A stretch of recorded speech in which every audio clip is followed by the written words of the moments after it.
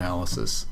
I selected topics that are either, I think, very interesting because they lead to interesting types of analysis, or they're important to pay attention to because they're kind of common pitfalls that people fall into when they do QTL analysis.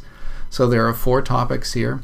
The first one is covariates. I'll talk about how we bring other variables into QTL analysis, and the example that I'll use is the most common covariate that we have, and that is sex. The mice and most animals are either males or females. I'd also like to talk about multiple QTL analysis. Almost by definition, there are multiple genes that affect complex traits, and the common techniques that we use to detect QTLs, think of them one at a time. And there are some real powerful advantages to thinking of things simultaneously, so multiple simultaneous QTL analysis. The X chromosome. Well, the X chromosome is complicated. In fact, it's so complicated that I constantly run into trouble with it, and I'll show you some of the trouble today. And I'd also like to point out that we not only analyze multiple QTLs at the same time, we can also analyze multiple traits at the same time. And this is just a very beginning introduction to understanding how multiple traits interact with one another. I'll show you a technique called principal components.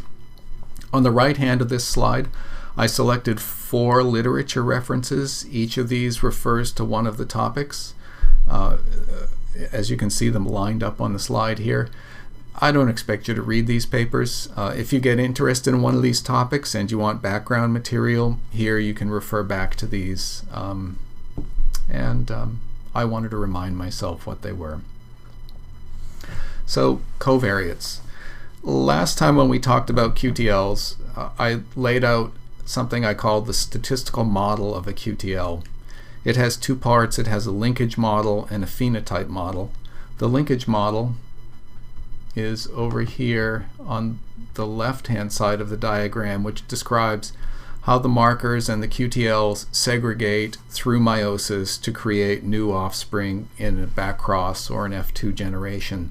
The nice thing about the linkage model is that it's pretty much taken care of behind the scenes. As soon as you select a method for genome scanning, whether it's the EM method or the HK method or the imputation method, this is all taken care of and you never have to worry about it again. The real interesting part of QTL analysis is really over here, and that is describing the phenotype. So how do the QTL genotypes and other covariates come together combined to define a phenotype? And of course I want to talk a little bit more about covariates. When you have a covariate, it can act together with the QTL basically in one of 2 ways. The first way that it can interact is called additive. And what I've written here is a regression model. And I'm going to suppose that my phenotype Y, it may be blood pressure, is composed of described by a regression model, and that regression model has an overall mean, and then it has an effect due to the covariate. And I'm going to talk about sex as a covariate. So you can imagine that in this case maybe the males have 10 millimeters of mercury higher blood pressure on average compared to females, in which case X would be 0 or 1, telling me whether the animal is male or female, and beta 1 would be the 10 millimeters of mercury. So you would add that depending on whether the animal's male or female, independently of what its QTL genotype is. The QTL genotype is represented by Q. It also has an effect represented by the regression coefficient, and then there's everything else, the noise. The other way that a covariate can affect a trait, the pieces are pretty much the same. I have a blood pressure, it has an overall mean, there's an effect of being male or female, there's an effect of being a QTL, but there's this third effect where I notice a typo. I think that should say beta 3. The third effect is the interaction term, and this is the term that tells me that the effect of the QTL is different depending on whether you're male or female. I can say it equivalently that the effect of being male or female is different depending on the genotype of the QTL. and I'll go on to describe how that works. In order to do that, I'm going to use a shorthand notation for these regression models. This is pretty similar to the formula notation in R, but it's just a notation that makes it easier to write. I'm going to start at the bottom here, and if I say Y twiddle phi, that means that the blood pressure is just random noise, that there are no QTL effects and that there are no sex effects. And I'm going to say that that model is totally irrelevant. I really don't care about it, but I wrote it here for completeness. The next level of complexity is I can say that the blood pressure differs between the two sexes, but there are no genetic effects. All that matters is whether the animal is male or female, and I'm going to say that that Y is explained by sex. The next model, Y is explained by sex plus Q. So there's an effect of sex and there's an effect of the QTL, but the two are independent of one another. They don't interact. The sex effect is the same no matter what Q is. The Q effect is the same no matter what the sex is. And then finally, the interaction model I've written as sex plus Q plus sex times Q. Again, it's just a notation to tell me that there's a sex effect, there's a QTL effect, and that the sex effect depends on the QTL, or equivalently that the QTL depends on the sex effect. Now, if I consider all these possible descriptions of the data, I can use the data to tell me which description is most suitable.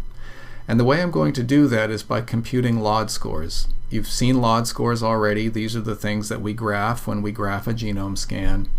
And a LOD score is really a comparison between two models. And if I have these four models, actually three because I'm not going to pay attention to the simplest model, if I have three models, there are really three different ways that I can compare them in pairs. And each of these comparisons has a different meaning, and they're all going to tell us something about the relationship of the sex and the QTL to the phenotype. The first one that I'll start with is number 3, which is comparing the sex plus QTL additive model to just sex. This is asking the question whether the QTL explains blood pressure above and beyond what I was already able to explain by invoking sex as an effect. So it's just asking whether the QTL adds to the sex effect.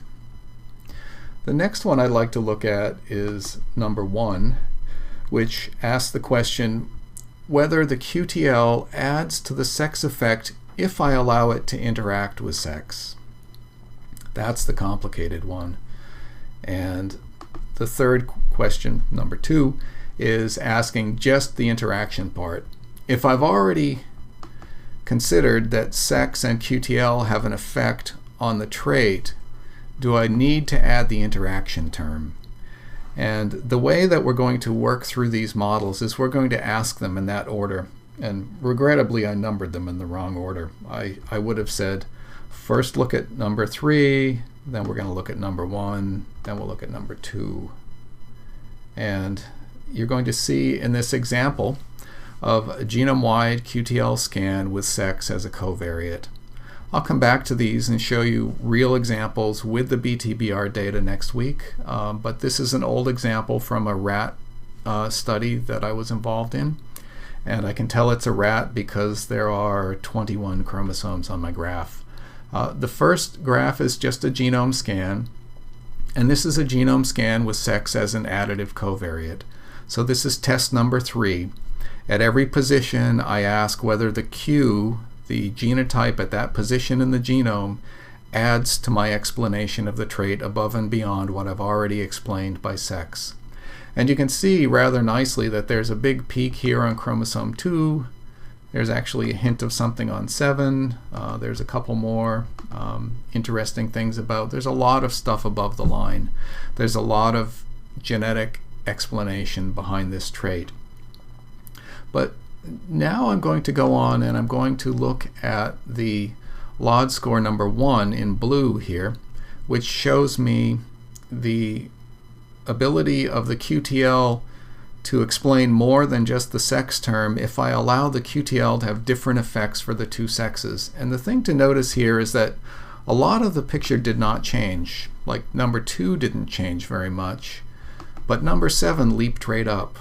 And the actual test number 2 is actually the difference. You can subtract the 2 blue curves and get the red curve.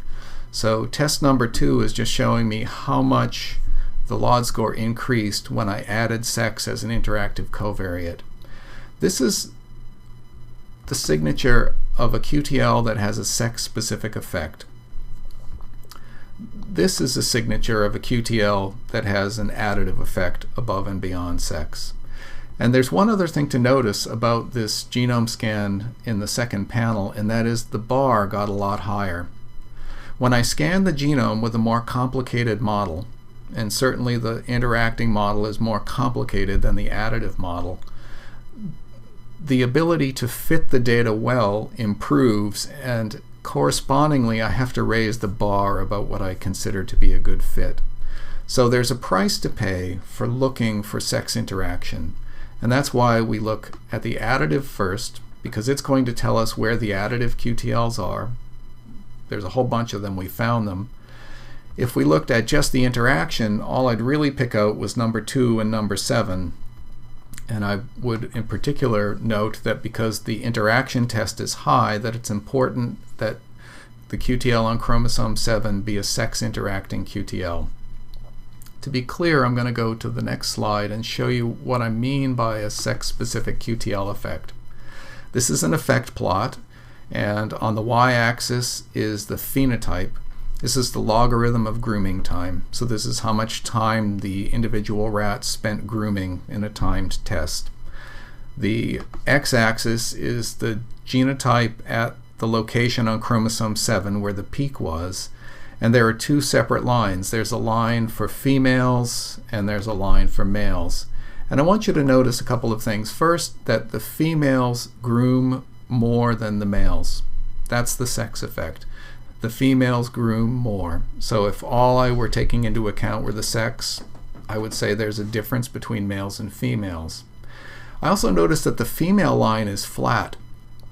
That tells me that the females groom more regardless of what their genotype is. So there's really no genotype effect for the females. However, if I look here at the males, if they have the A genotype, they groom less than other males. So in this case, chromosome 7 has a genetic effect, but it only affects the males. Now, you might ask yourself, if it only affects the males, why don't I just separate the data into 2 piles? I'll analyze the females, and then I'll separately analyze the males. I'm going to go back one slide and show you that in fact I did that. And in fact, if you look at the female chromosome 7, there's no peak. And if you look at the male chromosome 7, there's a really big peak. And it crosses the line. But I'd also like to point out that nothing else crosses the line. You paid a big price here by separating the males and the females into 2 groups because each of them has a smaller sample size than when they're combined. Larger sample size gives me more power, more ability to detect QTLs, and even though I got lucky in this case and I was able to detect the chromosome 7 QTL, I still missed a lot of the story.